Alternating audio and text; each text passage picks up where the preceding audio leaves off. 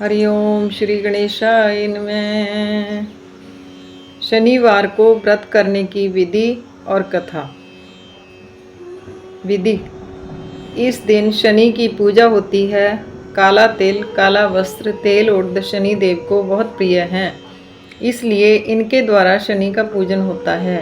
शनि दशा का कष्ट दूर करने के लिए यह व्रत किया जाता है। शनि स्तोत्र का पाठ भी विशेष लाभदायक है।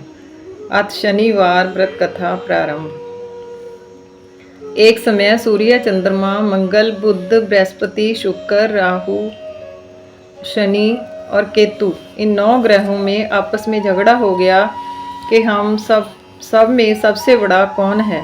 सब अपने आप को बड़ा कहते थे। जब आपस में कोई निश्चय न हो सका तो सब के सब आपस में झगड़ते हुए इंद्र के पास गए और कहने लगे कि आप सब देवताओं के राजा हो, इसलिए आप हमारा न्याय करके बतलाओ कि हम 9 ग्रहों में सबसे बड़ा कौन है। राजा इंद्र इनका यह प्रश्न सुनकर घबरा गया और कहने लगा कि मुझ में यह सामर्थ्य नहीं है जो किसी को बड़ा या छोटा बतलाऊं। मैं अपने मुख से कुछ नहीं कह सकता। हाँ, एक उपाय हो सकता है। इस समय पृथ्वी पर राजा विक्रमादित्य दूसरों के दुखों को दूर करने वाला है, इसलिए तुम सब मिलकर उन्हीं के पास जाओ, वही तुम्हारे दुखों का निवारण करेंगे। ऐसे वचन सुनकर सभी ग्रह देवता चलकर भूलोक में राजा विक्रमादित्य की सभा में जाकर उपस्थित हुए और अपना प्रश्न राजा के सामने रखा। राजा उनकी बात सुनकर बड़ी चिंता में पड़ गए कि मैं अपने मुख से किसको बड़ा और किसको छोटा बतलाऊं। जिसको छोटा बताऊंगा वही क्रोध करेगा। परंतु उनका झगड़ा निपटाने के लिए राजा ने एक उपाय सोचा कि सोना, चांदी, कांसी, पीतल, शीशा, रंगा, जस्त, अब्रक, लोहा आदि 9 धातुओं के 9 आसन बनवाए और सब आसनों को क्रम से, जैसे सोना सबसे पहले और लोहा सबसे पीछे बिछाए गए। इसके पश्चात राजा ने सब ग्रहों से कहा कि आप सब अपने अपने आसनों पर बैठिए। जिसका आसन सबसे आगे वह सबसे बड़े और जिसका आसन सबसे पीछे वह सबसे छोटा जानिए। क्योंकि लोहा सबसे पीछे था और वह शनिदेव का आसन था, इसलिए शनिदेव ने समझ लिया कि राजा ने मुझको सबसे छोटा बना दिया है। इस पर शनि को बड़ा क्रोध आया और कहा कि राजा, तू मेरे पराक्रम को नहीं जानता। सूर्य एक राशि पर 1 महीना, चंद्रमा 2.25 दिन, मंगल 1.5 महीना, बृहस्पति 13 महीने, बुध और शुक्र 1 महीने, राहु और केतु दोनों उल्टे चलते हुए केवल 18 महीने एक राशि पर रहते हैं, परंतु मैं एक राशि पर 3 महीने तक रहता हूँ। बड़े बड़े देवताओं को भी मैंने भीषण दुख दिया है। राजन सुनो, राम जी को 67 आई और वनवास हो गया, और रावण पर आई तो राम और लक्ष्मण ने सेना लेकर लंका पर चढ़ाई कर दी, रावण के कुल का नाश कर दिया। हे राजा, तू अब सावधान रहना। राजा कहने लगा, जो कुछ भाग्य में होगा देखा जाएगा। उसके बाद अन्य ग्रह तो प्रसन्नता के साथ चले गए, परंतु शनिदेव बड़े क्रोध के साथ वहां से सिधारे।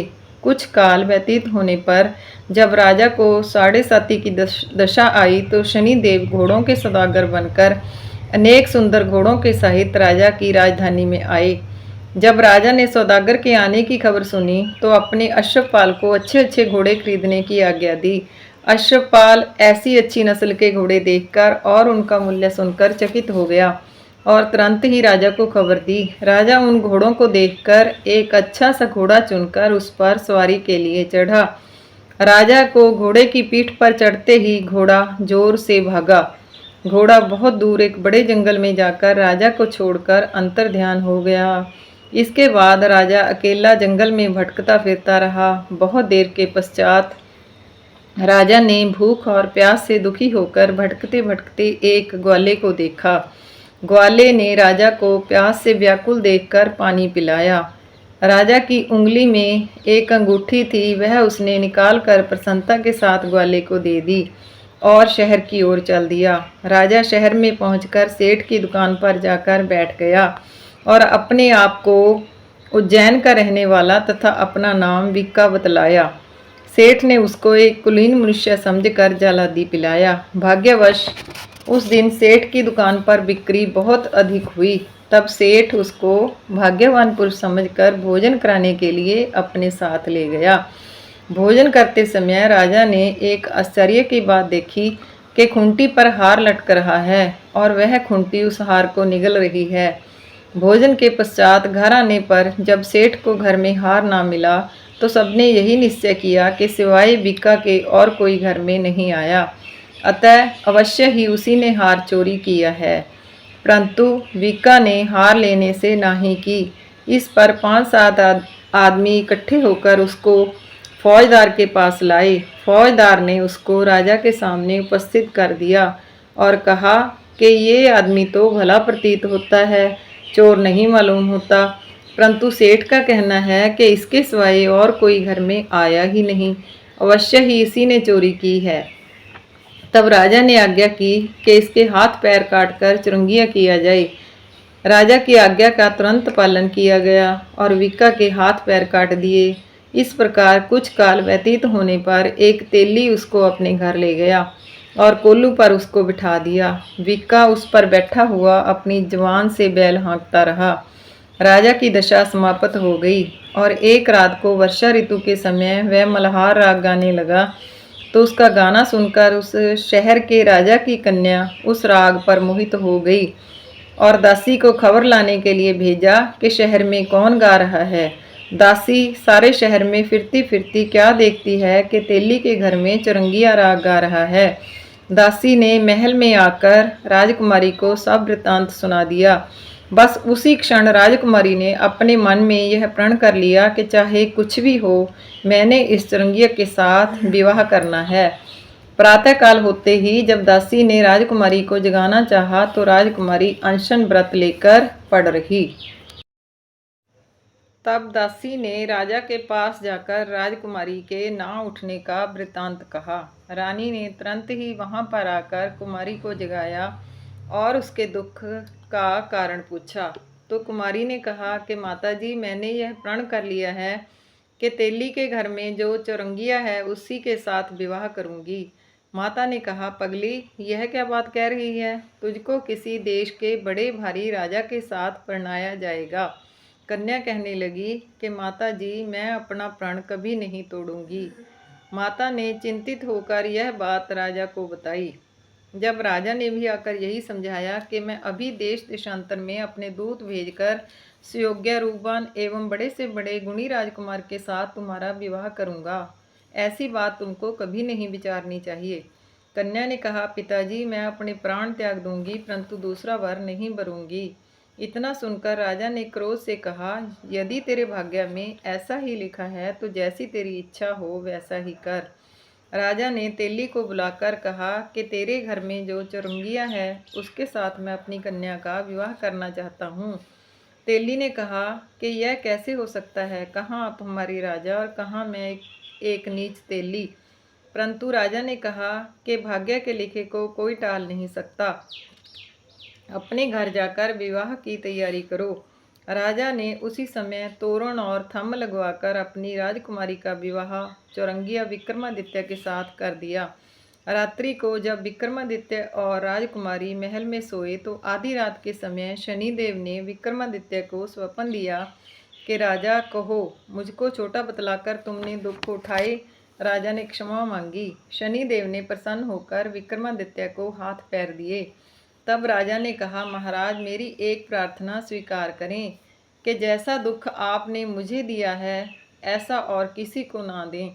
शनिदेव ने कहा कि तुम्हारी यह प्रार्थना स्वीकार है। जो मनुष्य मेरी कथा सुनेगा या कहेगा उसको मेरी दशा में कभी किसी प्रकार का दुख नहीं होगा, और जो नित्य ही मेरा ध्यान करेगा या चींटियों को आटा डालेगा उसके सब मनोरथ पूर्ण होंगे।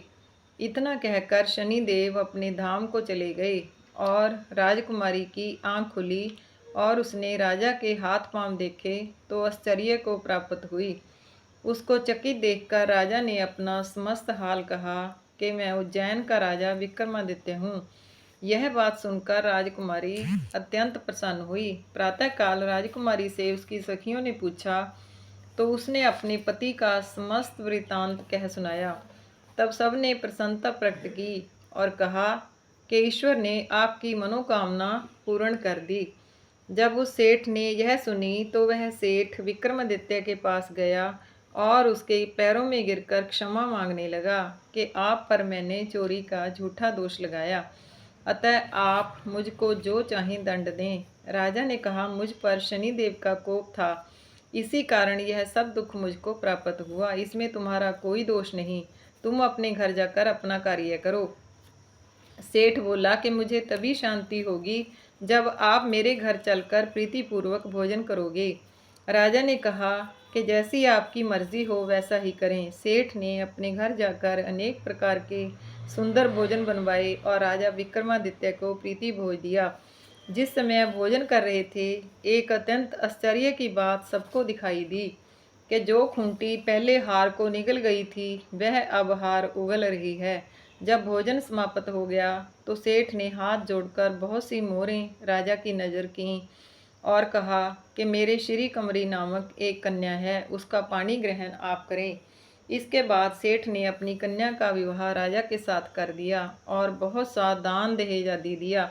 इस प्रकार कुछ दिनों तक वहाँ निवास करने के पश्चात विक्रमादित्य ने शहर के राजा से कहा कि अब मेरी उज्जैन जाने की इच्छा है। फिर कुछ दिन के बाद विदा लेकर राजकुमारी मन भावनी, सेठ की कन्या श्री कंवरी तथा दोनों जगह के दहेज में प्राप्त अनेक दास दासी, रथ और पालकियों सहित विक्रमादित्य उज्जैन की तरफ चले।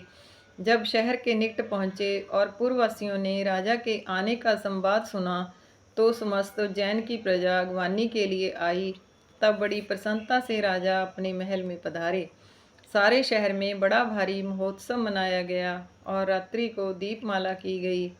दूसरे दिन राजा ने सारे शहर में यह सूचना कराई कि शनिश्चर देवता सब ग्रहों में सर्वोपरि हैं।